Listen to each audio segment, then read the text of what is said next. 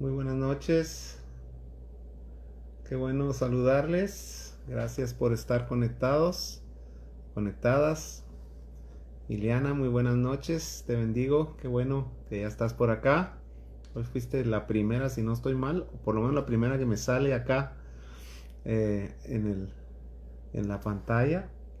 Pero estamos ya listos para continuar con nuestro estudio. Ya estamos terminando, ya se nos alargó. Llevamos con esta es la 15ª sesión de este curso de profetas. Y la verdad que podríamos seguir por otros 15 más, creo yo, pero ya vamos a ir aterrizando. Así que saludamos a todos los que se están conectando. Muchas gracias por estar pendientes. Uh, Veo por acá a Claudia Álvarez, ya está conectada. Vanessa, muy buenas noches. Ileana también ya está conectada. Liz también ya está. Muy buenas noches, Liz. Carol, veo que por ahí también está conectada. Y algunos otros que no me aparece acá, claro, y les soy sincero, miro arriba unas pelotillas con sus fotos, pero no logro distinguirlas muy bien. Ya mis ojos no me dan, y como estoy con el teléfono, están algo pequeñas. Pero qué bueno que estamos juntos. Violeta, muy buenas noches, sea bendecida. Y hoy quiero contarles que tenemos un contenido bastante fuerte. Y si usted me ha escuchado mensajes fuertes, prepárese porque el de hoy va a estar bastante directo y confrontante. Así que espero que vengan preparadas para escuchar una palabra que viene como una espada de parte de Dios para confrontar nuestra vida. No es que yo quiera hablar así, ni que me guste hablar tan fuerte, pero pues estamos estudiando estos profetas y ese es su mensaje, así que no podemos obviarlo.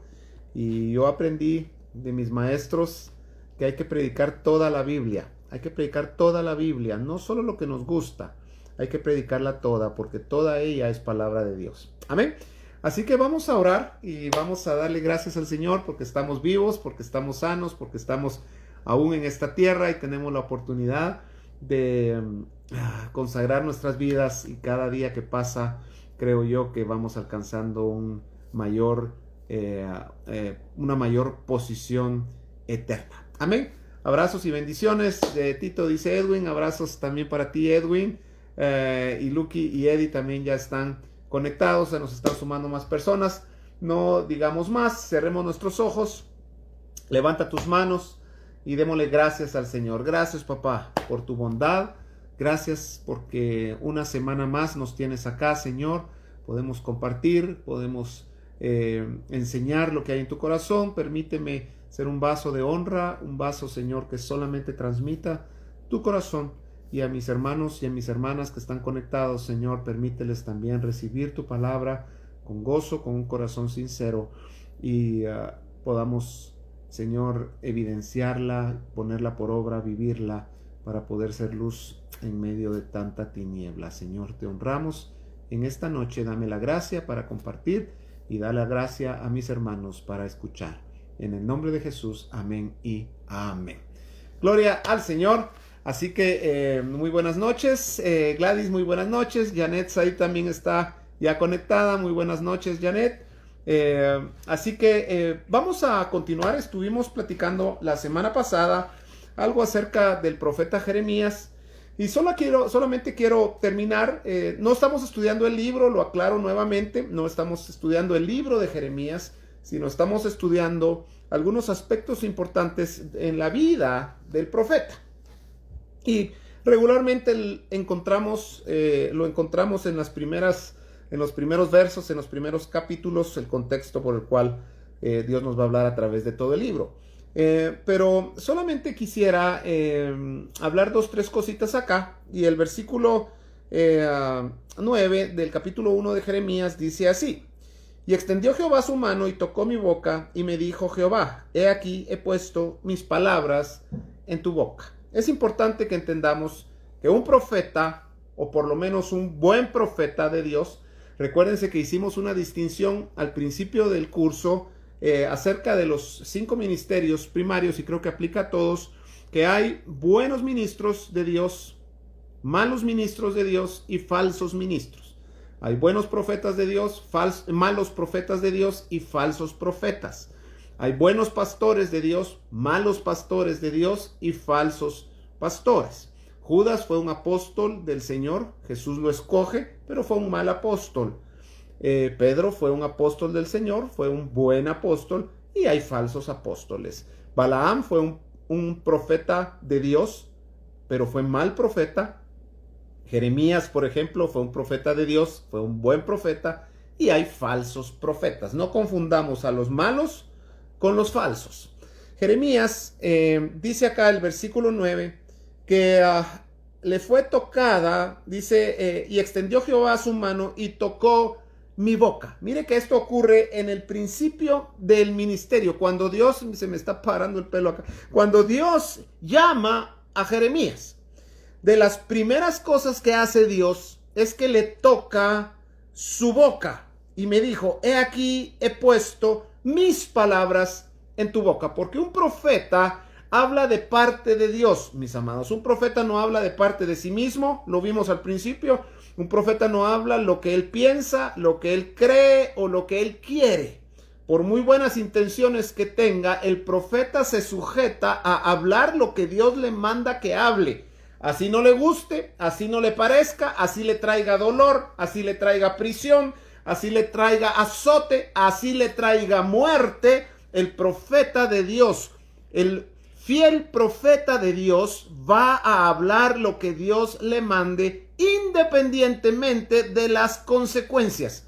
Esto es importante que lo sepamos, porque todo el mundo quiere ser profeta hoy, porque es un ministerio que, le quiero decir algo, la manera como se manejan los profetas hoy es realmente uno de los ministerios más atractivos. Le voy a decir por qué. Porque un profeta es un ministerio que la gente quiere escuchar. Un profeta tiene poca responsabilidad al entendimiento de ellos, obviamente, pero un profeta tiene la responsabilidad de ver lo que Dios dice, pero ellos tienen poca responsabilidad porque los invitan a todos lados, llegan a las iglesias, profetizan, hacen un desmadre, perdón la expresión, ¿verdad? En las congregaciones, se van, no las vuelven a ver y le dejan el gran problema al pastor. Así que ellos andan itinerantes, predicando, cobrando por sus profecías, durmiendo en buenos hoteles, viajando en buenos aviones, vistiendo buena ropa, apantallando a mucha gente. Estoy hablando, hermanos, no necesariamente de falsos profetas, sino estoy hablando de profetas de Dios asalariados, que hay mucho hoy. Pero un profeta, muy buenas noches a todos los que se están conectando, pero un profeta, ahorita te contesto, Karen, pero un profeta que tiene la responsabilidad, escúcheme bien, bien clara en su corazón, que conoce la responsabilidad del ministerio profético que Dios le ha encomendado, ese hombre le tiemblan las piernas cuando Dios habla, porque él tiene que transmitir fielmente el mensaje de Dios. Ese es su trabajo, esa es su responsabilidad, ese es su ministerio. Mire, un profeta, su ministerio o su función no es cuidar a las ovejas, para eso está el pastor. Pero el profeta sí debe hablar la palabra genuina de Dios. Y la mayoría de veces, mis amados, por lo menos yo lo veo en la Biblia, con los profetas de la Biblia, la mayoría de veces hablar lo que Dios les decía les traía muchos problemas, incluso la muerte a muchos de ellos. Juan el Bautista, por ejemplo, Jeremías, hemos estudiado ya el contexto de Jeremías, Ezequiel, Daniel, todos estos hombres cuando hablaban lo que Dios decía, mis amados, les traía problemas, y les voy a decir por qué. Porque cuando Dios habla, necesariamente confronta nuestra naturaleza de pecado. Esa es una señal. Cuando Dios habla, necesariamente se tiene que confrontar quién yo soy. La palabra de Dios la compara el Señor con varios utensilios. la compara con una espada.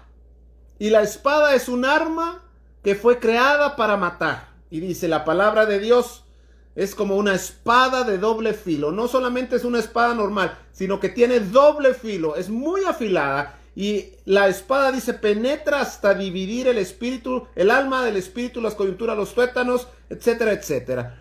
La palabra, dice la Biblia, es como martillo que quebranta la piedra. Porque la palabra de Dios va a venir a martillar nuestro corazón de piedra para que en su lugar sea manifestado un corazón de carne conforme al corazón de Dios. Jeremías es un libro donde se menciona muchas veces la palabra corazón, porque la intención de Dios con el ministerio de Jeremías era cambiar, transformar el corazón de los reyes y del pueblo.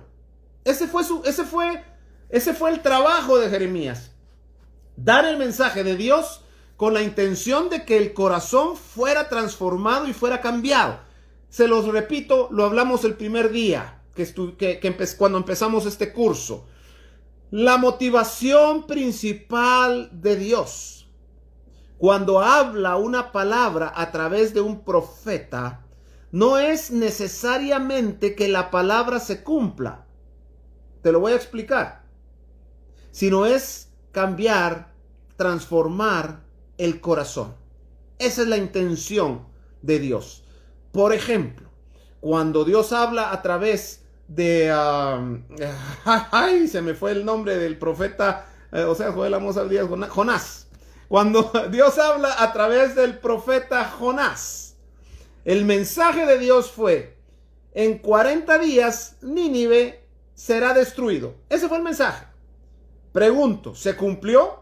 En ese momento no. Nínive fue destruida tiempo después, pero en ese momento fue preservada. ¿Por qué fue preservada? Porque el pueblo de Nínive se arrepintió.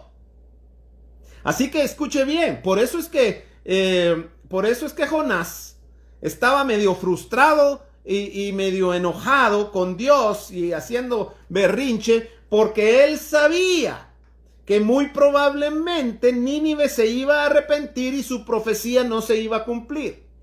Y a Jonás le interesaba más su reputación como profeta. Le interesaba más ir invicto en sus profecías, porque esa era su fama, que Nínive se arrepintiera. Entonces vemos que Dios, cuando habla una palabra a través de un profeta, la intención de Dios, por muy dura y drástica y radical que parezca la palabra, la intención de Dios es que quien escucha esa palabra se arrepienta. Así que, mis amados, Jeremías, Jehová tocó, dice, con su mano la boca de Jeremías y le dice, he aquí he puesto mis palabras en tu boca. Versículo 10. Mira que te he puesto en este día sobre naciones y sobre reinos. Y mire el propósito del ministerio de Jeremías. Escuche bien. Para, número 1, arrancar. Para, número 2, destruir. Para, número 3, arruinar. Y número 4, derribar. Estas son las primeras 4 cosas que Jeremías, o que el ministerio de Dios a través de Jeremías iba a hacer. Iba a arrancar, a destruir, a arruinar y derribar. ¿Para qué? Para que después se pudiese edificar y plantar. Mire, para que Dios pueda edificar, primero tiene que botar muchas estructuras en nuestra vida. Tiene que quitar muchos cimientos, porque Dios nunca va a levantar su edificio sobre un cimiento mal puesto o sobre un mal cimiento. Dios tiene que volver a cimentar una vida, y entonces Dios derriba, Dios arranca, destruye, arruina y derriba para poder edificar y para poder plantar. Eso es lo que Dios ha hecho en nuestra vida, mis amados. Eso es lo que Dios tiene que hacer en una vida. Por eso es que hay mucho tiempo o algún tiempo de nuestra vida cristiana en donde pareciera que no avanzamos, sino al contrario. Cuando Dios empieza a derribar, cuando Dios empieza a arruinar, cuando Dios empieza a destruir y a derribar y a arrancar lo que nosotros hemos construido, porque lo que nosotros hemos construido no le sirve a Dios. He tenido algunos testimonios a través del tiempo en el ministerio, en donde llega la gente y me dice, pastor, o Tito, como me dicen la mayoría, y a mí me gusta más que me digan Tito, porque así me llamo, ¿verdad? Tito. Y prefiero funcionar como pastor a tener solo el título de pastor. Así que llegan y me dicen, Tito, todo iba bien hasta que me convertí. Me convertí al Señor, mi negocio se vino abajo, mi vida se vino abajo, todo se derrumbó dentro de mí, ¿verdad? Hasta mi aliento ya me sabe a hiel, me sabe a hiel. Y entonces pareciera contradictorio, pero te quiero decir algo, Dios no puede levantar, restaurar y construir sobre un cimiento malo. ¿Qué fue lo primero que hizo Jesús? O de las primeras cosas que hizo Jesús cuando comenzó su ministerio. ¿Sabe qué fue? Limpiar el templo. Lo primero que hizo Jesús fue limpiar el templo, sacar lo que no servía, lo que no funcionaba, lo que estaba estorbando, y Dios lo sigue haciendo el día de hoy. Dios está limpiando su templo. Dios ha estado arrancando, destruyendo, arruinando y derribando para poder edificar y para poder plantar con una tierra limpia, con una tierra arada, con una tierra preparada, abonada. Entonces se siembra la semilla, se planta la semilla germina y llega a ser un árbol frondoso y fructífero. Quita el cimiento, derriba la construcción vieja, las estructuras mentales, los issues que nosotros tenemos en nuestra alma, que nos impiden creerle a Dios, que nos impiden avanzar en Dios, que nos impiden, mis amados, prorrumpir en el ejército enemigo, ser valientes y esforzados, crecer en la fe. Dios tiene que derribar todos esos argumentos falsos de nuestra mente para poder edificar después. No es pérdida de tiempo, no estamos retrocediendo, estamos avanzando, mis amados. Tiene que quitar Dios después todo el ripio que queda, todo el material que sacó, que ya no funciona, que está viejo, que solamente contamina, para poder el Señor plantar su semilla en una tierra preparada, abonada y limpia, y para poder edificar un edificio bien estructurado, bien cimentado. Mis amados, los profetas tienen una función muy importante en la edificación del cuerpo de Cristo, pero no el ministerio profético que pulula hoy y que es tan común hoy. Karen había hecho una pregunta, perdón, dice, ¿es profeta aquel que se autodenomina profeta? No, Karen, no. El que se autodenomina profeta no es un profeta, aunque el que se denomina pastor tampoco, ni el que se autodenomina apóstol ni maestro. Los ministerios, dice 1 Corintios capítulo 12, los da el Señor Jesucristo. Así que los ministerios los da Él a quien Él quiere. Nadie se puede autodenominar profeta. Es como que yo dijera, ok, mire, está muy común eso de autodenominarse, ¿verdad? La gente dice, ok, yo me siento, una mujer dice, yo me siento hombre y ahora soy hombre. Hay una actriz que acaba de decir que ahora ya no es ella, ahora es él, ¿verdad? Me siento árbol, entonces soy un árbol. No por eso va a ser árbol. Yo puedo decir, ok, yo me autodenomino médico, pero no por eso voy a aprender a operar. Ni voy a saber operar solo porque yo me crea médico. Los ministerios vienen de parte de Dios y Dios es el que los da. Dios es el que llama. Mire, Jesús llamó a sus apóstoles. Uno por uno los llamó, incluido Judas. El llamado es de Dios. La fidelidad es de parte nuestra. Amén. Yo puedo ser pastor, llamado por Dios, pero puedo ser un mal pastor. Puedo ser un asalariado, por ejemplo. Hay pastores que son asalariados, dice la Biblia, que Dios los llamó, son genuinos, llamados por Dios, tienen un ministerio de Dios, pero se corrompe su corazón y entonces dejan de ser buenos pastores que dan su vida por las ovejas y empiezan a ser pastores asalariados que solamente, y lo vamos a ver en un ratito, que solamente destajan a las ovejas y les quitan la lana. La palabra vino a mí diciendo, ¿qué ves tú, Jeremías? Y dije, veo una vara de almendro. Y me dijo Jehová, bien has visto, porque yo apresuro mi palabra para ponerla por obra. Creo, mis amados, y termino ahora acá con Jeremías. Creo que el Señor está apresurando su obra en este tiempo. Él está apresurando su obra en este tiempo, para que la iglesia podamos ponerla por obra. Urge, con urgencia jarocha, como decía aquel nuestro contemporáneo que mirábamos en uno de los canales nacionales cuando éramos patos. ¿Cuántos adultos casi mayores se acuerdan, verdad? ¿Ah?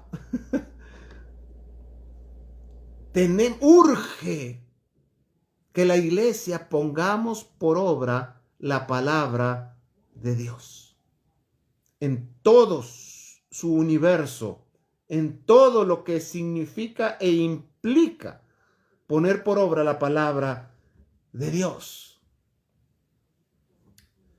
Porque he aquí, dice el verso 17, tú pues ciñe tus lomos, levántate y háblales todo cuanto te mande, no temas delante de ellos, para que no te haga yo quebrantar delante de ellos. Mire, una de las características principales de un profeta es que es valiente. Un profeta de Dios no le tiene temor, no le tiene miedo, o por lo menos no se deja amedrentar por las consecuencias de lo que habla. Un profeta de Dios siempre va a afirmar lo que habló. Un profeta de Dios va a ser fiel a lo que Dios le dice que diga, así le traiga muerte al profeta. Hace falta gente así. Hace falta gente así. Mira, nosotros en el pastorado a veces nos toca decidir entre hablar un mensaje que sabes que va a atraer a la gente, a hablar lo que Dios te está mandando, que muy probablemente va a alejarte a algunos. Y casi siempre estamos en esa encrucijada, los pastores. A mí me pasa muy seguido. Yo digo, Señor, yo necesito también de repente hablar un mensaje así para que... Y el Señor pone la plomada, pone la palabra y uno tiene que decidir por Dios o por el agrado de la gente. El evangelio no es para agradarnos a nosotros. El evangelio es para cambiarnos, mis amados. Te lo voy a repetir. El evangelio no es para agradar a la gente. El evangelio es para transformar a la gente. Y lo tenemos que entender.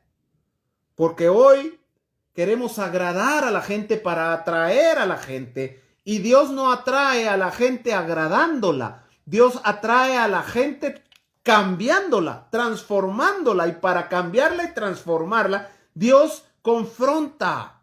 Dios no atrae a la gente agradándola. Dios atrae a la gente confrontándola. Esa es la forma de Dios. Mire, Jesús es el mejor ejemplo. Jesús no ve que usted que esté chaqueteando a la gente para que lo siga. Jesús, mis amados, le dijo a Pedro, le dijo, sígueme y yo te haré pescador de... Hoy suena muy bonito ese llamado, mis amados. Hoy suena muy lindo, hoy suena muy prometedor, hoy suena una buena oferta. Hoy en el 2020 suena una buena oferta la que Dios le hizo a Pedro. Pero acuérdese que la manera en la que Pedro se ganaba la vida era pescando. Él tenía una familia, tenía esposa, tenía hijos.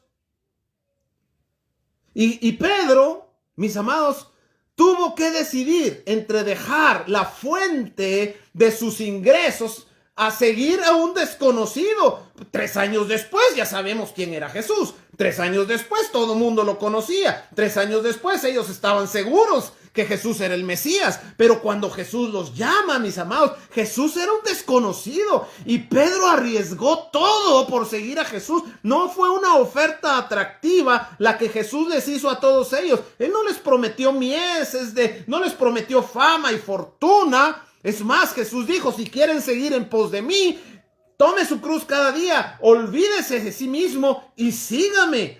Cuando aquel joven llegó con Jesús y le dijo, Señor, yo te quiero seguir, Jesús le dice a aquel joven, ok, entonces guarda los mandamientos, que no era cosa fácil, pero el joven le dice, desde mi juventud lo he hecho, y entonces Jesús le dice, ok, entonces vende todo lo que tienes, dalo a los pobres, y entonces me sigue. Mire, no era algo fácil. Dice que el joven se fue triste porque tenía muchas posesiones.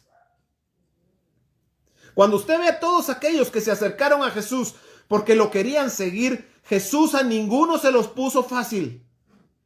Hubo alguien que dijo, Señor, te quiero seguir, solo deja que entierre a mi padre. Y Jesús le dijo, deja que los muertos entierren a sus muertos. Si me quieres seguir, sígueme ahorita. Hoy es cuando nosotros, mis amados, queremos barnizar tan bonito el mensaje que estamos estropeando el mensaje. Hoy queremos, mis amados, botoxear el mensaje. Perdón en la analogía. No me voy a pasar trayendo algunas, ¿verdad? Hoy queremos botoxear el mensaje para que parezca atractivo, pero estamos arruinando el mensaje. Le estamos quitando genuinidad al mensaje. Le estamos quitando eficacia al evangelio. Le estamos quitando su esencia, que no es agradarnos, es transformarnos, mis amados. Y el profeta de Dios tiene que entender que está aquí, no para agradar, está aquí para dar el mensaje transformador de Dios directo. Muchos lo van a rechazar. No son la mayoría los que reciben el mensaje de Dios. Lo vemos en la historia, no me lo estoy inventando. Y los profetas, aunque en su momento recibieron honra algunos, pero la mayoría recibió lo contrario, como por ejemplo Jeremías. Ahora imagínese usted Jeremías. Este hombre que predicó no vio resultados, conoce la historia.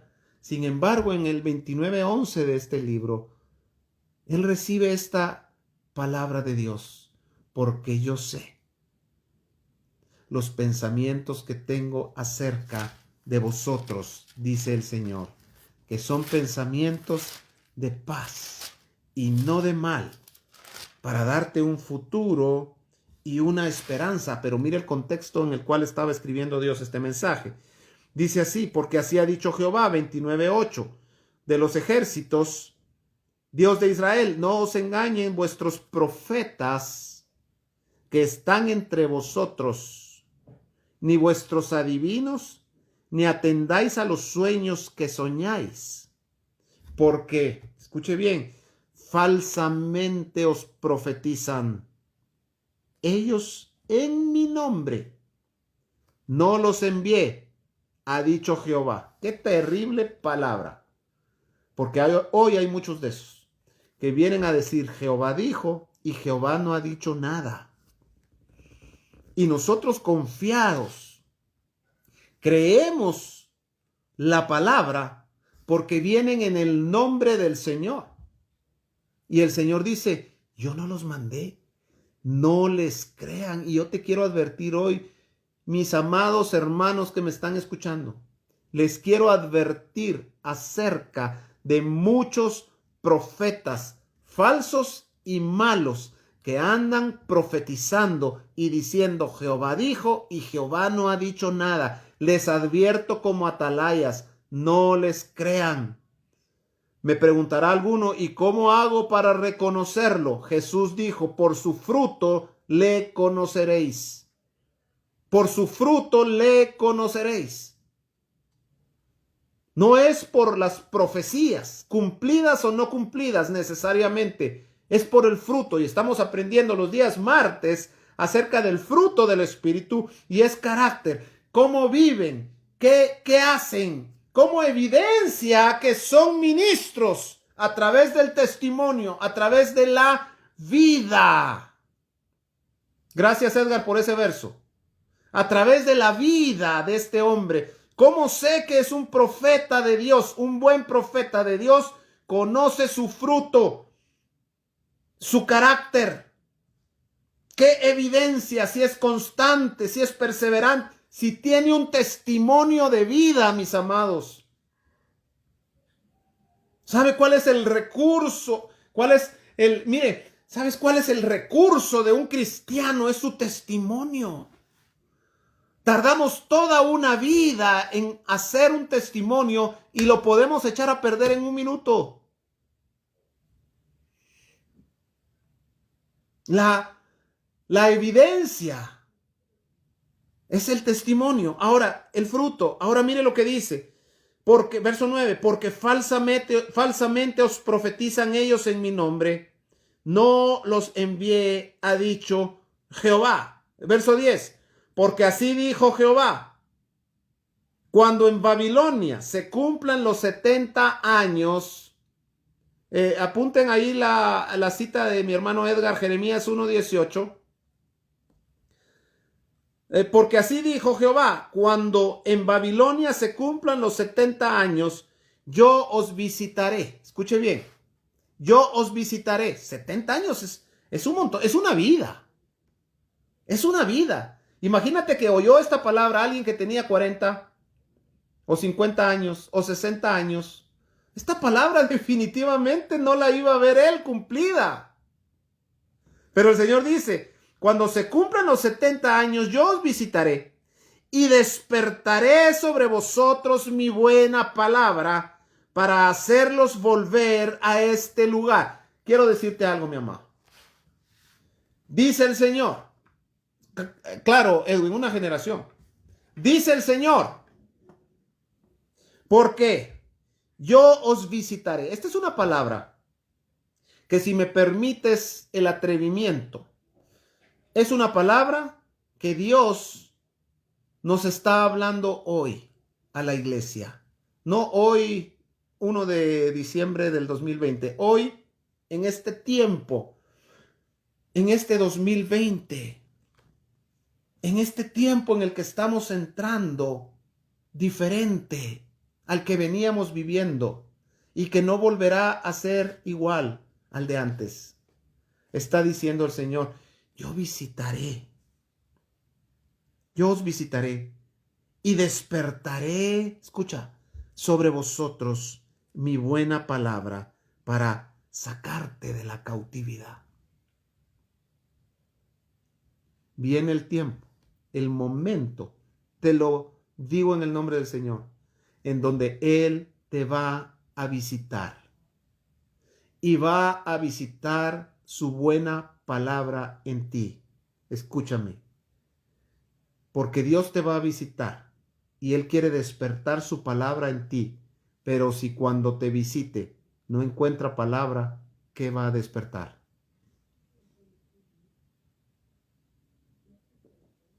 Si cuando te visite no encuentra palabra, ¿qué va a despertar? Esto me confronta. ¿Sabes? Este es el tiempo en donde debes meterte esto en el corazón, mira.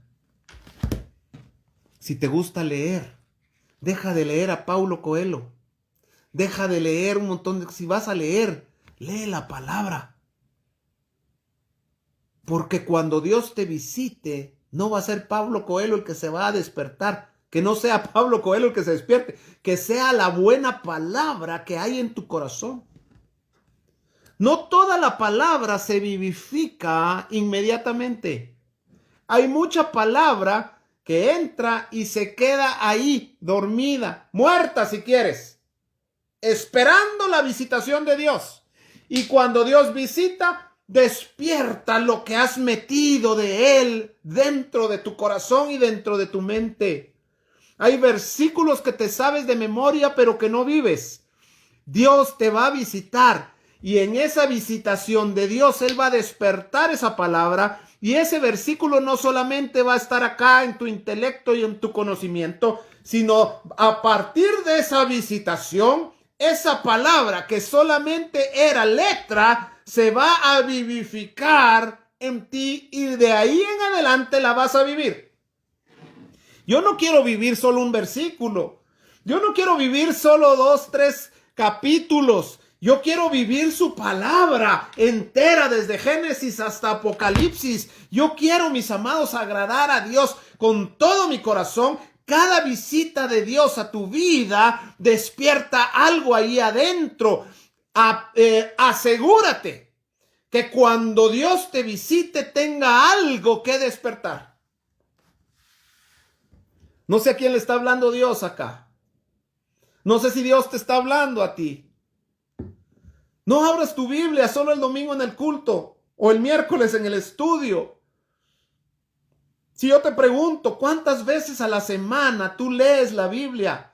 ¿Cuántas veces? No debiera ser a la semana. Un cristiano debe leer la Biblia todos los días porque es nuestro alimento espiritual. Jesús mismo dijo, no solo de pan vivirá el hombre, sino de toda palabra que sale de la boca de Dios. Mis amados, haz dieta del pan natural, pero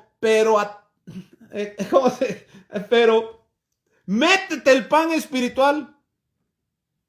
Que te salga por las orejas. El espíritu no engorda. Atibórrate de palabra. Léela todo el tiempo. Medítala todo el tiempo. Léela en la mañana, léela a mediodía, léela en la noche. Yo lo tengo que hacer, no porque, mire, lo tengo que hacer, número uno, porque es mi trabajo, ¿verdad? Y porque yo tengo que predicarle los martes, tengo que predicarle los miércoles, tengo que predicarle los domingos y tengo que predicar entre semana muchas veces. Tengo un estudio, hoy en la mañana tuve un estudio, ahorita en la noche estoy predicando, ayer prediqué, el domingo me toca, el sábado tengo que predicar, prediqué el sábado pasado, tuve que ir a predicar a un congreso que me invitaron. Mis amados, tenemos que estar en la jugada. Ahora, esto no es solo para los pastores, esto es para ti también, porque Dios visita a los ministros, claro que sí, pero Dios también te visita a ti. Y Él necesita despertar su palabra en tu corazón. No seas negligente. No te creas la mentira del diablo que dice que el conocimiento hace religiosos y fariseos. No es cierto. Es más, la Biblia dice que por falta de conocimiento el pueblo perece. Mejor, no estudies tanto, dicen los pastores. Mejor apréndete un versículo y vívelo. Conozco un pastor que dice, ¿usted quiere confundir a la gente? Invite a un maestro, dijo. Y Jesús era maestro, o sea que no invites a Jesús porque te va a confundir. No, hombre. Tú lee, tú aprende y el Espíritu Santo vivificará la palabra en ti. Y te sacará de la esclavitud y te sacará de la cautividad. La cautividad nos sirve para que se despierte el corazón de la gente. Verso 11. Porque yo sé los pensamientos que tengo acerca de vosotros, dice Jehová, pensamientos de paz y no de mal, para darte un futuro y una esperanza. Entonces me invocaréis y vendréis y oraréis a mí, y yo os oiré. Mire qué preciosa palabra esta que da Jeremías. Ahora mire, dice, porque yo sé los pensamientos que tengo para vosotros. ¿Para quiénes? Para el pueblo. Aquí Dios le está hablando al pueblo. ¿Cuánto pueblo de Dios me está oyendo hoy? Amén. Tú eres pueblo, tú eres hijo, tú eres hija. Dios tiene pensamientos de bien para ti, pero Dios no tiene pensamientos de bien para todos. Porque para el mundo Dios piensa diferente. Mira lo que dice Jeremías capítulo 51. Acompáñame a Jeremías capítulo 51 y versículo 29. Mira lo que Dios piensa para el mundo. Para nosotros, para el pueblo, dice: yo tengo pensamientos de bien y no de mal para darte un futuro y una esperanza. Para el mundo, dice Jeremías 51, 29, temblará la tierra y se afligirá, porque es confirmado contra Babilonia todo el pensamiento de Jehová para poner la tierra de Babilonia en soledad, para que no haya morador en ella. Escúchame, porque los pensamientos de Dios para su pueblo son de bien y no de mal, pero los pensamientos de Dios para Babilonia es destrucción y soledad. ¿Para qué? Dice la Biblia: para que no haya morador en ella. Babilonia nos habla del pensamiento humano, natural, humanista, babilónico, que es lo que está contaminando al pueblo de Dios, mis amados. Dios nos está llamando a erradicar toda contaminación de nuestra vida. Quiero decirte algo. Hoy no podemos hablar de ciertas demandas de Dios sin que nos tachen de religiosos, de fariseos y de legalistas. Pero Dios sí está hablando acerca de sus demandas para nosotros, el pueblo de Dios. Y perdóname, mi amado, no es legalismo y no es religión. Tenemos que empezar a caminar dentro de los límites de su ley, no de la ley de Moisés, de su ley que es eterna, de los límites que Dios nos ha dejado. No nos salgamos de ahí, porque si caminamos fuera de los límites, lo vamos a ver cuando estudiemos Ezequiel, si caminamos fuera de los límites, entonces caemos bajo Jeremías 51, 29. Tú sabes que hay muchos cristianos con mentalidad babilónica que se creen muy libres, que creen que viven bajo la gracia y están viviendo en total desgracia, bajo un pensamiento libertino y babilónico, contaminado totalmente, celebrando lo que no se debe celebrar, haciendo lo que no se debe hacer. Ahora, yo te quiero decir algo: todos fallamos, todos pecamos, todos caemos en ciertas ilegalidades y todos nos hemos salido del camino. Pero una cosa es que nos salgamos del camino y que en algún momento Dios nos regrese a puro jalón, ¿verdad? Y que nos volvamos a alinear a los que ya no les redarguye el corazón. Mira, no quiero mencionarte algunos temas porque este mes es muy susceptible y no te quiero arruinar tu fin de año. Pero te lo voy a hablar en enero. Ahora, todos saben lo que yo pienso y lo que yo creo, no te lo tengo que decir. Ve a Dios y pregúntale a Dios. Porque los pensamientos de Dios para su pueblo son de bien y no de mal. Para Babilonia son de destrucción, de desalojo y de soledad. ¿Bajo qué pensamiento queremos nosotros estar?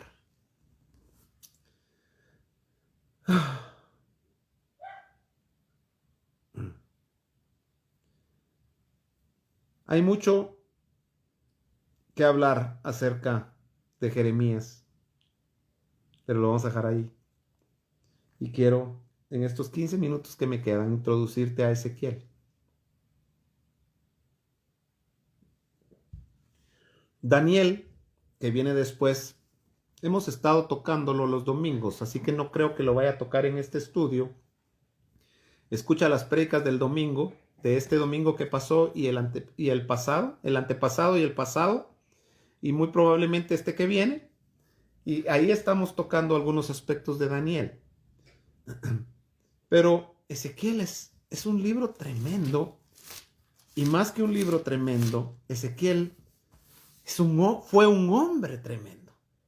Ezequiel era un sacerdote. Se sabe muy poco acerca de la biografía de Ezequiel. Ezequiel, dice la Biblia, era hijo de Buzi, el sacerdote, y Ezequiel mismo era un sacerdote. Se sabe que Ezequiel era casado, que Ezequiel enviudó porque Dios le quitó a su esposa, a diferencia de Jeremías, por ejemplo, que era soltero. Ezequiel fue casado, fue un sacerdote, fue llevado al cautiverio a Babilonia alrededor del año 597 a.C. y fue llamado al ministerio profético 5 años más tarde. Jeremías ejerció su ministerio alrededor de 40 años, duró el ministerio de Jeremías. El ministerio de Ezequiel duró aproximadamente 22 años, cuando menos. Casi la mitad de lo que profetizó Jeremías, profetizó Ezequiel. Ezequiel capítulo 1 y versículo 1, vemos cuál fue la clave de Ezequiel. ¿Cuál fue la clave de Ezequiel? Sabes, los primeros versos nos dan la clave. La clave de Daniel es que Daniel capítulo 1 y versículo 7 u 8, aquí lo voy a ir rápido. La clave de Daniel es que, dice el verso 8 de Daniel 1, y Daniel propuso en su corazón. Esa fue la clave de Daniel. Proponer en su corazón. Escucha el mensaje del domingo pasado. ¿Cuál fue la clave de Ezequiel? Aquí lo dice. Mire lo que dice versículo 1. Y aconteció en el año 30, en el mes cuarto, a los 5 días del mes, que estando yo en medio de los cautivos junto al río Quebar, los cielos se abrieron. ¿Cuál fue la clave de Ezequiel? ¿Sabe cuál fue la clave de Ezequiel? La clave de Ezequiel es que vivió con cielos abiertos. Eso es maravilloso. ¿Sabe por qué nos cuesta tanto a nosotros? Porque vivimos con cielos cerrados, con cielos de bronce. Los cielos abiertos, en algún momento te prediqué ya de cielos abiertos. O sea, esa es nuestra meta, que los cielos se abran sobre nosotros. Yo le doy tantas gracias al Señor por el hermoso nombre que nos dio para nuestra congregación, que es Cielos Abiertos, porque sé que es un nombre profético.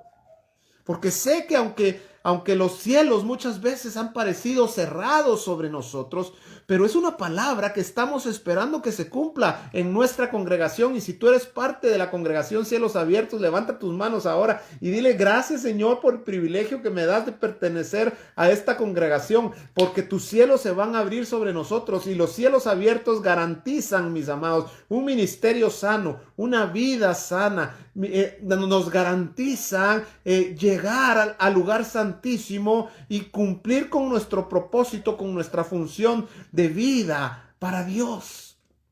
Anhelo tanto que los cielos se abran sobre mi vida y sobre la tuya. Cuando se abrieron los cielos sobre la vida de Jesús, dice que el Espíritu Santo se posa sobre él en forma corporal como de paloma. Eso quiere decir que los 7 espíritus de Jehová de Isaías capítulo 11 se postraron sobre el Señor. Y ahí Jesús fue lleno, y ahí Jesús fue llevado al desierto, y ahí Jesús aprobó la prueba y comenzó su ministerio, haciendo prodigios y milagros. Mis amados, necesitamos que los cielos se abran. Necesitamos conocer el ministerio de Ezequiel. Necesitamos saber cómo los cielos se abren. No es solo por esperar que se abran. Tenemos que ser intencionales para que el cielo se abra. Escúchame bien. A algunas personas se les abrieron los cielos, como a Ezequiel. A otro que se le abrieron los cielos fue al diácono Esteban, allá en Hechos, cuando estaba siendo apedreado. A otro que se le abrieron los cielos fue a Isaías, después que murió el rey Usías. A otro que se le abrieron los cielos fue a Juan, después de haber vencido las 7 áreas de Apocalipsis 2 y 3. A otro que se le abrieron los cielos, nuestro ejemplo maravilloso, fue a Jesús, después que cumplió toda justicia. Los cielos se necesitan abrir para que la iglesia, o sobre la iglesia, para que la iglesia mis amados, podamos caminar evidenciando el reino de Dios. Amén, Mari. Usted véngase para acá. Usted virtualmente es miembro de Cielos Abiertos en el nombre del Señor. ¿Ah? ¿Cuántos necesitan, anhelan, quieren y buscan que los cielos se abran? Seamos intencionales para que los cielos se abran sobre nosotros. Esa fue la clave de Ezequiel. Los cielos abiertos, dice, y los cielos se abrieron. ¿Y qué consecuencia tuvo? Dice, y vi visiones de Dios. Mire, ¿quieres tener visiones de Dios? ¿Quieres tener sueños de Dios y no de platanitos fritos y de frijolitos? ¿Quieres tener sueños y visiones de Dios? Sé intencional. Sé intencional en buscar a Dios. Medita en su palabra. Busca su presencia. Vive para Él. Piensa todo el tiempo en Él. Mira, te quiero decir algo y no es para que pienses, wow, qué tipazo es Tito. No. Mire, Dios, lo que pasa es que yo soy tan falta de entendimiento. Me comparo muchas veces con la mula de Balaam. Que Dios a mí me tiene que tener cortito. Y entonces, como tengo que predicar, entonces me obliga a estudiar. Y yo todo el tiempo ando meditando en la próxima prédica, meditando en su palabra, meditando en un versículo. De repente voy manejando y el Señor me da un verso que leí ayer, o que leí antier, o que leí hace mucho tiempo, o que acabo de leer. Me despierta en ese versículo y empiezo a meditar y a darle vueltas. Y ahí voy yo en el carro, oyendo música y meditando todo el tiempo. Cuando tengo tiempo libre en mi mente, entonces lo que hago es meditar en su palabra, porque tengo una responsabilidad. Tengo una responsabilidad. Pero tú también, aunque no prediques, tienes una responsabilidad. Así que seamos intencionales, porque en algún momento los cielos se nos van a abrir. Y entonces Ezequiel tuvo visiones de Dios. Ezequiel tuvo visiones de Dios. Así que el libro de Ezequiel comienza con cielos abiertos. No te voy a hablar de cielos abiertos porque ya lo he hablado. Busca por ahí la prédica que está colgada en el muro y ahí hablamos acerca de cielos abiertos. ¿Qué hora es? Las 25. Te doy un par de cosas acá. Acompáñame al versículo 5. Dice, y en medio de ella la figura de 4 seres vivientes. Bueno, no, tenemos que leer desde el 3, perdone. Vino palabra de Jehová al sacerdote Ezequiel, hijo de Buzi, en la tierra de los caldeos junto al río Quebar. Vino allí sobre él la mano de Jehová. Acuérdense que con Jeremías, también Jeremías, la mano de Jehová tocó su boca. Vino palabra de Jehová al sacerdote Ezequiel y vino sobre él la mano de Jehová. Que la mano de Jehová venga sobre nosotros, mis amados. Que nos toque la boca, que nos toque la mente, que nos toque todos lados. Necesitamos ser transformados. Y miré, y aquí venía del norte un viento tempestuoso y una gran nube, como un fuego envolvente, y alrededor de él un resplandor. Y en medio del fuego, algo que parecía como bronce refulgente. Quiero decirte, aquí Ezequiel ya está entrando a escatología. El libro de Ezequiel es un libro escatológico como el libro de Daniel, principalmente. El libro de Isaías es un libro mesiánico que profetiza el nacimiento y profetiza la pasión, la muerte de Jesucristo, 700 años antes de que Jesús naciera. Pero Ezequiel, mis amados, Ezequiel no solamente profetiza algunas cuestiones acerca de Jesús, sino que Ezequiel y Daniel se van al fin, a estos tiempos.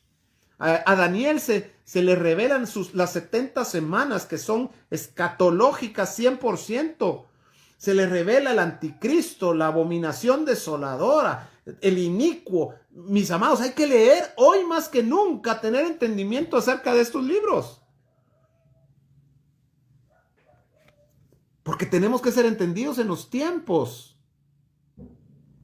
Y dice el versículo 5, y en medio de ella la figura de cuatro... verso 5. Y en medio de ella la figura de cuatro seres vivientes, y esta era su apariencia. Había en ellos, escuche bien, semejanza de hombre. Cada uno tenía cuatro caras y cuatro alas, y los pies de ellos eran derechos. Mire, si nosotros hacemos un dibujo acerca de esto, es un monstruo. Imagínense a alguien con dos pies derechos. Bueno, yo tengo dos pies izquierdos para jugar fútbol, ¿verdad? Pero este tenía dos pies derechos. ¿Ah? Dice, y los pies de ellos eran derechos. Y la planta de sus pies como planta de pie de becerro. Y centellaban a manera de bronce muy bruñido. Debajo de sus alas, a sus cuatro lados, tenían manos de hombre, y sus caras y sus alas por los cuatro lados. Con las alas se juntaban el uno al otro, no se volvían cuando andaban, sino que cada uno caminaba derecho hacia adelante. Escuche bien, y el aspecto de sus caras era, número 1, cara de hombre. Número 2, cara de león al lado derecho. Y cara de buey a la izquierda en los cuatro. Asimismo había en los cuatro cara de águila. Así eran sus caras, y tenían sus alas extendidas por encima, cada uno dos, los cuales se juntaban, y las otras dos cubrían sus cuerpos. ¿Quiénes eran estos seres vivientes alrededor del trono de Dios? ¿Saben que estos rostros revelan el carácter y el ministerio de nuestro Señor Jesucristo? Entre algunas otras aplicaciones, podemos interpretar que estos rostros revelan el carácter y el ministerio de nuestro Señor Jesucristo. Se los voy a dar rápidamente. No vamos a meternos en cada uno, pero te lo voy a dar rápidamente. El león, la cara del león, refleja el Evangelio de Mateo, porque refleja a Cristo como el Rey. Ese era el león. El Evangelio de Marcos relata más que los demás el sacrificio de Cristo, y por lo tanto Marcos representa el buey. Lucas, el médico amado, relata la humanidad de Cristo, y esta es la cara del Hijo del Hombre. Y Juan relata al Señor como el Hijo de Dios, como el águila que se remonta en los lugares celestiales. Mira qué interesante, te lo dejo ahí para que tú lo sigas estudiando, porque aquí Dios nos está dando una revelación del carácter y del ministerio de nuestro Señor Jesucristo manifestado en los 4 evangelios. Cómo Jesús vivió, de acuerdo a Mateo, que predica a los judíos y manifiesta a Jesús como un rey, a Marcos, que lo manifiesta como un siervo, a Lucas, que lo manifiesta como un hombre, y a Juan, que lo manifiesta o que lo refleja como el Hijo de Dios. Esto es tremendo. Te voy a picar nada más porque son las 1:30 y vamos a terminar. Pero vamos a Ezequiel 16. No, perdón. Vamos a ver. Sí, vamos a ver la semana entrante algo acerca de la muerte de la esposa de Ezequiel, porque son los procesos que hacen el testimonio y la vida y el mensaje de un profeta. Pero te quiero leer algo acerca ahí en Ezequiel 16, si me acompañas, y ahí lo dejamos y continuamos la semana entrante. Vamos a leer Ezequiel 16. Agárrate de la mesa, o de la cama, o de donde estés. Ponete el cinturón de seguridad. Encomendémonos al Espíritu Santo, porque esto es fuerte, fuerte, fuerte lo que Dios nos va a hablar acá. Te voy a leer algunos versos y lo vamos a dejar acá para continuar el miércoles entrante. infidelidad de Jerusalén. Vino a mí palabra de Jehová diciendo, Ezequiel 16, hijo de hombre, notifica a Jerusalén sus abominaciones. Escucha bien. La orden que le da Dios a Ezequiel. Notifica a notifica a Jerusalén sus abominaciones. No es anda a decirle que las puertas se le van a abrir. No le digas anda a decirle que todo le va a salir bien. No le digas, no le vayas a decir las cosas bonitas que tú crees o quieres para ella. Notifícale sus abominaciones. Y di, así ha dicho Jehová el Señor sobre Jerusalén. Tu origen, tu nacimiento es de la tierra de Canaán. Tu padre fue amorreo y tu madre etea. No me vengas a tratar de hacerme creer o querer que yo crea que sos la última Coca-Cola del desierto, si Dios conoce tus inicios, mi hermano. Ahora somos hijos de Dios, pero mis amados, fuimos nada antes de que Dios nos encontrara. No nos podemos jactar de nuestros inicios, de nuestro abolengo, de nuestro apellido. Eso ya no se debería ver entre los cristianos, perdóneme. Y en cuanto a tu nacimiento, el día que naciste, no fue cortado tu ombligo, ni fuiste lavada con aguas para limpiarte, ni salada con sal, ni fuiste envuelta en fajas. No hubo ojo que se compadeciese de ti para hacerte algo de esto, teniendo de ti misericordia, sino que fuiste arrojada sobre la faz del campo con menosprecio de tu vida en el día que naciste. Y yo pasé junto a ti y te vi sucia en tus sangres. Y cuando estabas en tus sangres te dije, vive. Sí, te dije cuando estabas en tus sangres, vive. ¿A cuántos de los que estamos acá, Dios nos dijo un día, vive? Cuando estábamos envueltos en nuestra vida, la sangre nos habla de la vida, en nuestra vida pecaminosa, cuando estábamos sin ser lavados, nuestro ombligo no fue cortado porque aún pertenecíamos a la inmundicia y al pecado, y cuando estábamos ahí, el Señor pasó a nuestro lado y nos dijo, vive. Te hice multiplicar como la hierba del campo, y creciste y te hiciste grande, y llegaste a ser muy hermosa. Mira, esta es una palabra para nosotros, pero es una palabra para la iglesia. Mira el trasfondo histórico de la iglesia, por donde la ha traído el Señor, y mira la condición en donde estamos hoy. Y te hiciste grande, y llegaste a ser muy hermosa. Wow. Tus pechos se habían formado, y tu pelo había crecido, pero estabas desnuda y descubierta. ¿Qué le dice Dios a la iglesia de la Odisea? Capítulo 3, versículo 14. Y escribe al ángel de la iglesia de la Odisea, aquí el amén, el testigo fiel y verdadero, el principio de la creación de Dios, dice esto: yo conozco tus obras, que ni eres frío ni caliente. Ojalá fueses frío o caliente. La iglesia de la Odisea es la iglesia del fin, es la séptima iglesia. El 7 nos habla del fin. La Odisea significa literalmente el derecho de la gente, porque los derechos humanos son los que están queriendo reinar sobre el mundo y sobre la iglesia, y no son los derechos de nosotros los que importan, es el derecho de Dios.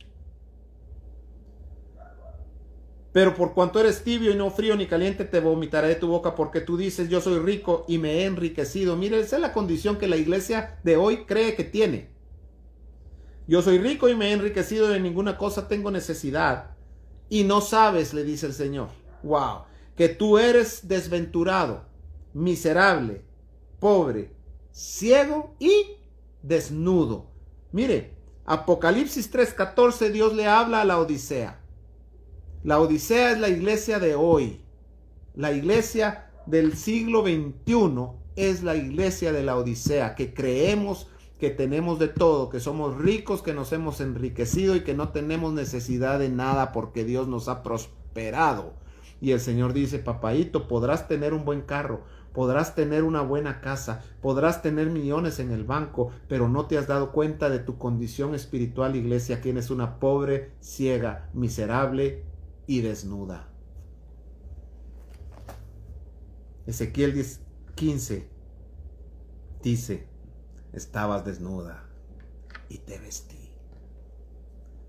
Dios está vistiendo a su iglesia para que en Apocalipsis 19, cuando el Señor venga por su esposa, encuentre a una esposa que se le ha concedido que se vista de lino fino, limpio y resplandeciente. ¿Cuántos queremos ser parte de esa iglesia? Y mire, llegaste a ser hermosa, pero estabas desnuda y descubierta, verso 8. Y pasé yo otra vez junto a ti y te miré, y aquí que tu tiempo era tiempo de amores, y extendí mi manto sobre ti, cubrí tu desnudez, y te di juramento y entré en pacto contigo. Él hizo un pacto con la iglesia, con Israel y con la iglesia después de Cristo. Dice Jehová el Señor, y fuiste mía. Te lavé con agua y lavé tus sangres encima de ti, y te ungí con aceite, y te vestí de bordado, te calcé de tejón, te ceñí de lino y te cubrí de seda. Te atavié con adornos y puse brazaletes en tus brazos y collar a tu cuello. Puse joyas en tu nariz y zarcillo en tus orejas y una hermosa diadema en tu cabeza. Así fuiste adornada de oro y de plata, y tu vestido era de lino fino, seda y bordado. Comiste flor de harina, de trigo, miel y aceite, y fuiste hermoseada en extremo. Prosperaste hasta llegar a reinar. Y salió tu renombre entre las naciones a causa de tu hermosura, porque era perfecta a causa de mi hermosura, que yo puse sobre ti, dice Jehová el Señor, pero confiaste en tu hermosura. Mire, ¿no es esto lo que nos ha pasado, mis amados?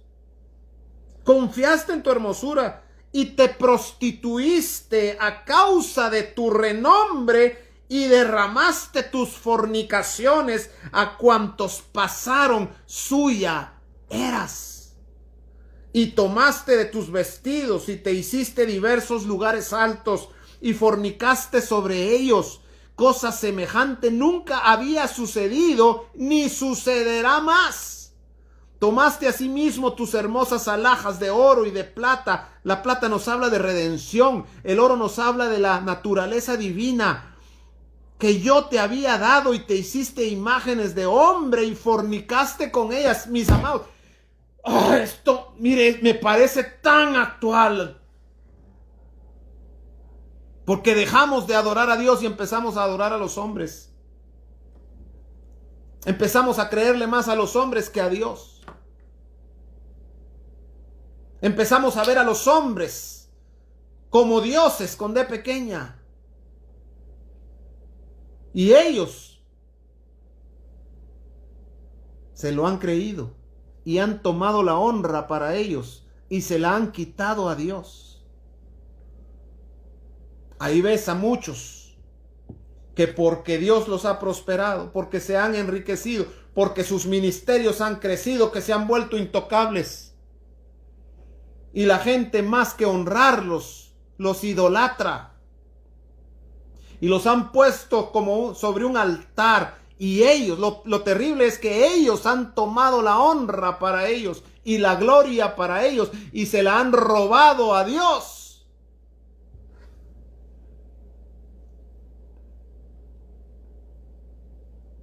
Y tomaste, 18, tus vestidos de diversos colores y te cubriste, y mi aceite y mi incienso pusiste delante de ellos. Mi pan también, que yo te había dado, la flor de harina, el aceite, la unción, la revelación, la palabra con que yo te mantuve, pusiste delante de ellas para el olor agradable, y fue así, dice Jehová el Señor. Además de esto, tomaste tus hijos, el fruto, y tus hijas que habías dado a luz para mí, y los sacrificaste a ellos para que fuesen consumidos. ¿Eran poca cosa tus fornicaciones? Para que degollases también a mis hijos y los ofrecieras a aquellas imágenes como ofrenda que el fuego consumía. Mire, cuando Moisés de parte de Dios llegó con Faraón para que el pueblo de Israel saliera de Egipto, le dijo: déjanos ir a adorar al desierto. Y Faraón les dijo, en alguna de las negociaciones, porque fue cediendo poco a poco, pero en una de ellas les dijo: vayan los hombres, pero me dejan aquí a los niños y a las bestias. Y es lo que el diablo ha hecho hoy, mis amados. Muchos buscamos a Dios, pero hemos dejado a nuestros hijos en Egipto. Y la generación de nuestros hijos está muy complicada en cuestiones espirituales, de relación y de entendimiento hacia Dios. Ahí lo dejo.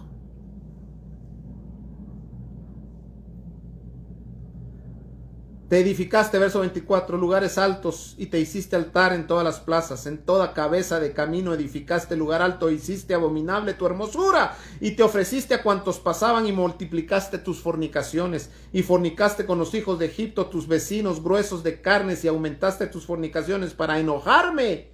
Por tanto, he aquí que yo extendí contra ti mi mano y disminuí tu provisión ordinaria y te entregué a la voluntad de las hijas de los filisteos que te aborrecen, las cuales se avergüenzan de tu camino deshonesto. ¿Cuál es la fama de la iglesia hoy?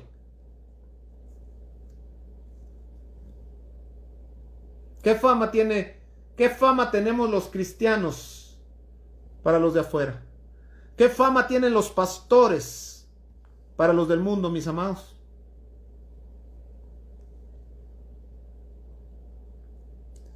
Fornicaste también con los asirios por no haberte saciado, y fornicaste con ellos y tampoco te saciaste.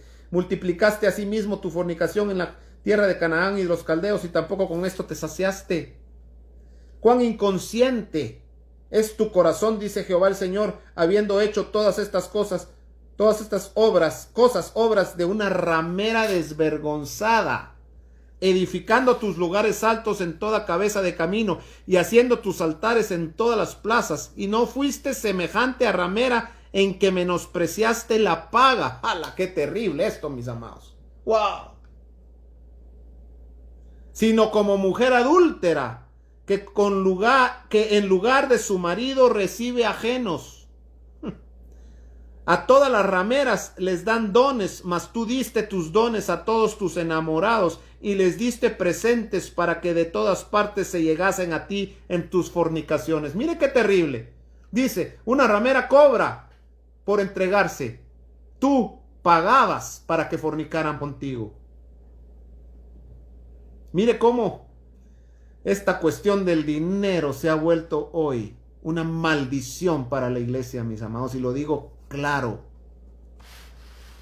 Hemos hecho un ídolo y hemos fornicado con las riquezas y hemos amado más la bendición de Dios que al Dios que bendice, y hemos dejado a Dios, quien nos dio todo y nos recogió cuando estábamos en en nuestra sangre, y nos vistió de nuestra desnudez, y lo hemos cambiado por un montón de billetes, y hemos trastocado la palabra que tiene naturaleza divina, y hemos menospreciado la redención, como dice Isaías 1:21. ¿Cómo te has convertido en ramera, oh ciudad fiel? Dice Isaías 1:21. Menospreciaste tu plata.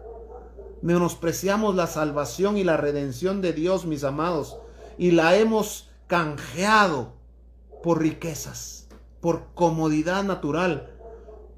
Y no me estoy inventando nada. Yo sé que tú que me estás viendo sabes que te estoy hablando verdad. Y sabes que esa es la condición de la iglesia. Y ha sucedido contigo, dice verso 34. En tus fornicaciones lo contrario de las demás mujeres, porque ninguno te ha solicitado para fornicar y tú das la paga en lugar de recibirla. Por eso ha sido diferente. Por tanto, ramera, mire ya cómo la trata. Oye palabra de Jehová. Así ha dicho Jehová el Señor: por cuanto han sido descubiertas tus desnudeces de tus fornicaciones, y tu confusión ha sido manifestada a tus enamorados y a los ídolos de tus abominaciones, y en la sangre de tus hijos las cuales les diste, por tanto he aquí que yo reuniré a todos tus enamorados con los cuales tomaste placer, y a todos los que amaste con todos los que aborreciste, y los reuniré alrededor de ti, y les descubriré tu desnudez, y ellos verán toda tu desnudez. Mis amados, eso está pasando ya. Dios está descubriendo la desnudez de algunos. Que Dios nos guarde, que Dios, mis amados, derrame su gracia y su misericordia sobre nosotros. Y yo te juzgaré por las leyes de las adúlteras y de las que derraman sangre, y traeré sobre ti sangre de ira y de celos, y te entregaré en manos de ellos, y destruirán tus lugares altos, y derribarán tus altares, y te despojarán de tus ropas, se llevarán tus hermosas alhajas, y te dejarán desnuda y descubierta.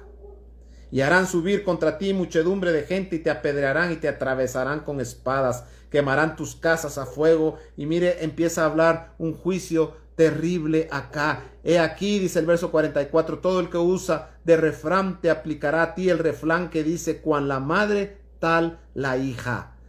Hija eres tú de tu madre, que desechó a su marido y a sus hijos, y hermana eres tú de sus hermanas, que desecharon a sus maridos y a sus hijos. Vuestra madre fue Etea y vuestro padre Amorreo. Tu hermana mayor es Samaria, es el reino del norte, ella y sus hijas, que habitan al norte de ti, y tu hermana menor es Sodoma con sus hijas, la cual habita al sur de ti.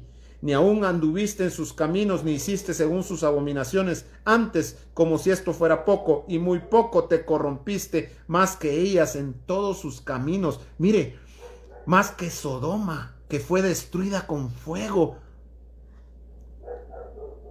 Vivo yo, dice Jehová el Señor, que Sodoma tu hermana y sus hijas no han hecho como hiciste tú y tus hijas. He aquí que esta fue la maldad de Sodoma tu hermana, soberbia, saciedad de pan y abundancia de ociosidad tuvieron ella y sus hijas. ¿No es esto lo que ha ocurrido en la iglesia hoy? Que ha habido soberbia y saciedad de pan y abundancia. ¿No es esto lo que se predica hoy? Perdona si estoy tocando susceptibilidades. Perdona si te está molestando esto que estoy diciendo, pero lo estoy leyendo tal cual de Ezequiel. Tal cual.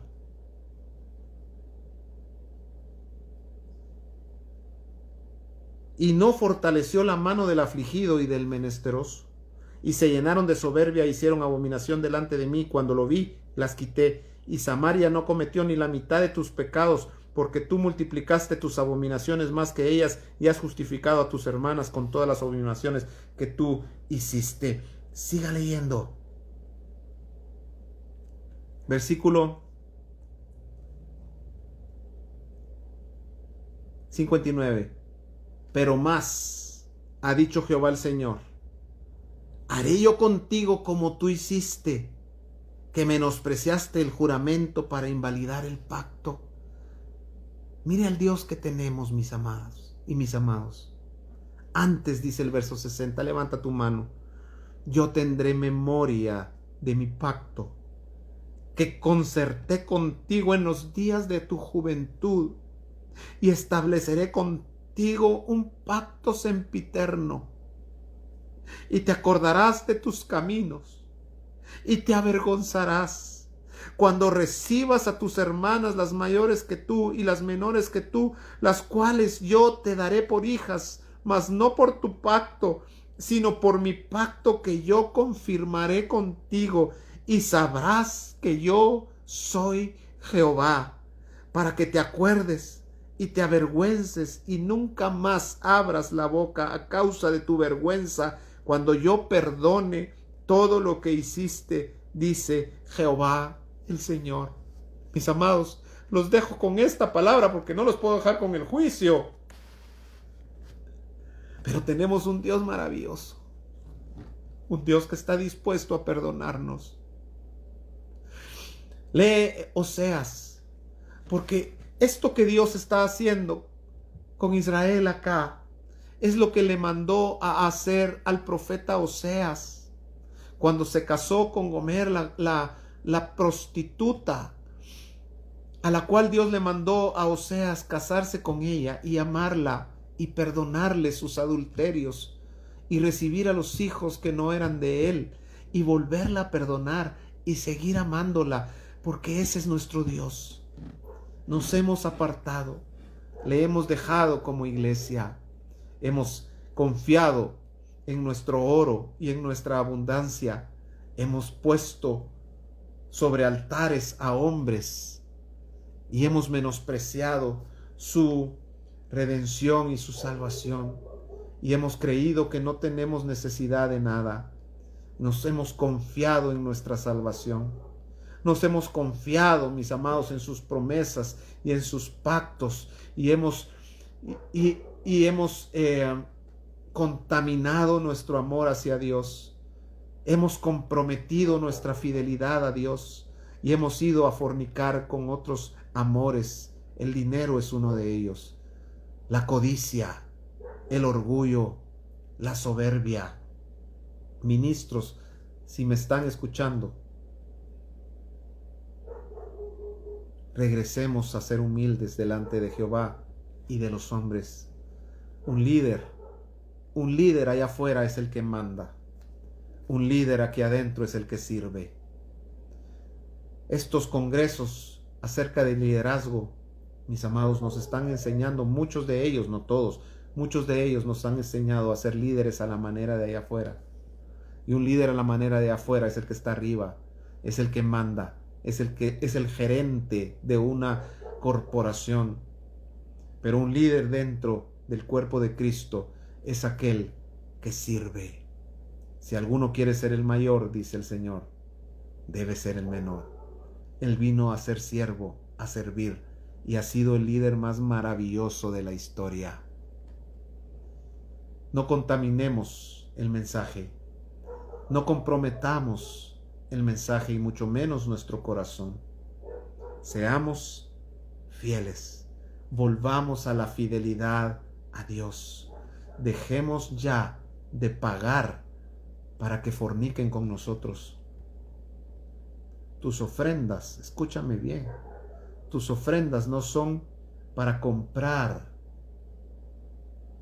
los milagros de Dios.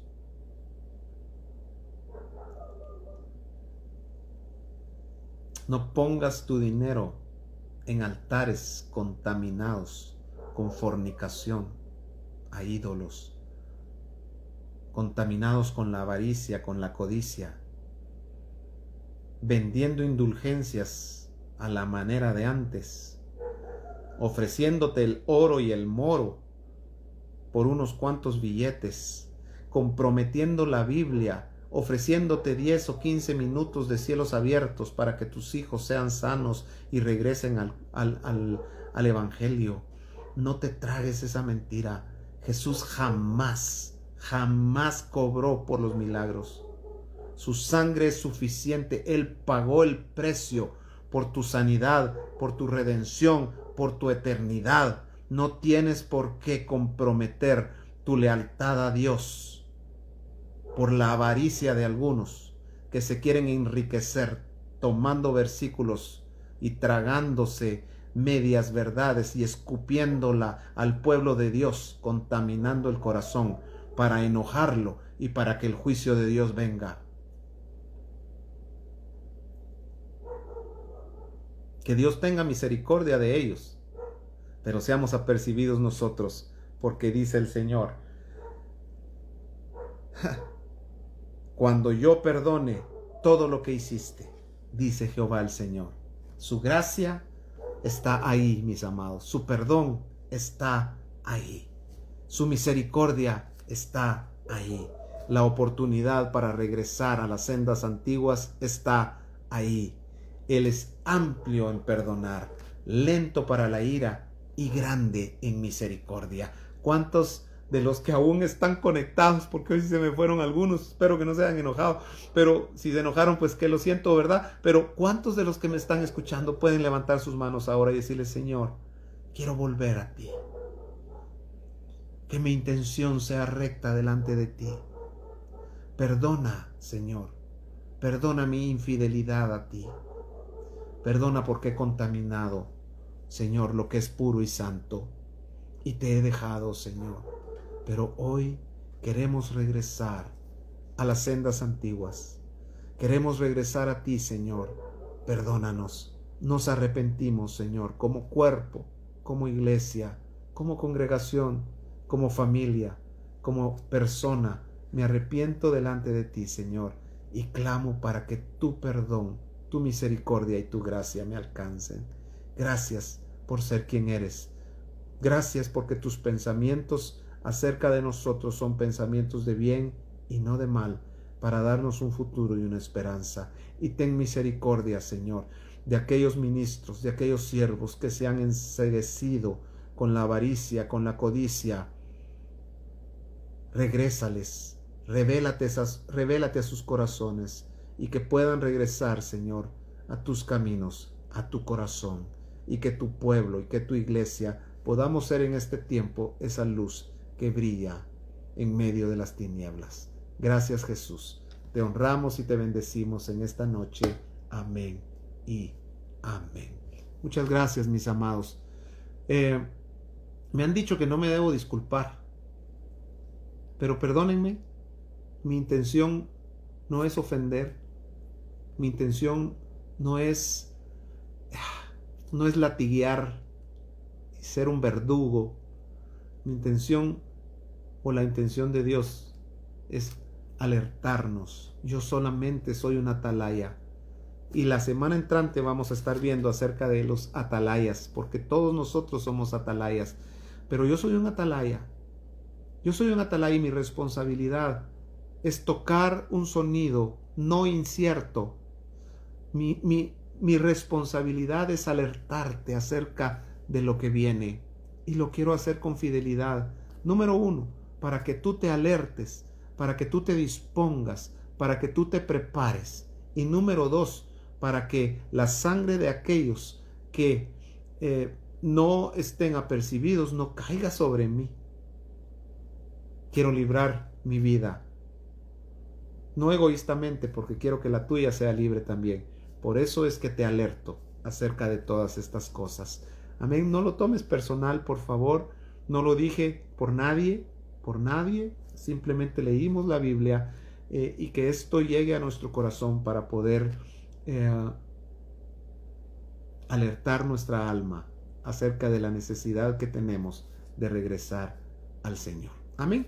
Que Dios los bendiga. Los espero el día domingo a las 10:30 de la mañana allá en nuestra iglesia. Y si tú aún no estás listo o lista para llegar, entonces estaremos transmitiéndolo a través de Facebook Live en esta página. Pero no te quedes en tu casa por acomodamiento. No te quedes en tu casa porque no tienes ganas de levantarte. No te quedes en tu casa por haragán. Quédate si tienes una enfermedad preexistente, si estás en una situación delicada en tu salud, pero si es por cómodo, levántate y ve y congrégate. Que Dios te bendiga. Los amo mucho, mis amados, créanme, y sé que vienen buenos tiempos, gloriosos tiempos para aquellos que entendamos esto y entremos a este tiempo fortalecidos en nuestra vida, en nuestra fe, en nuestra fidelidad hacia Dios. Amén. Que Dios los bendiga. Gracias por estar pendientes. Que tengan un resto de semana bendecidos. Chao, chao.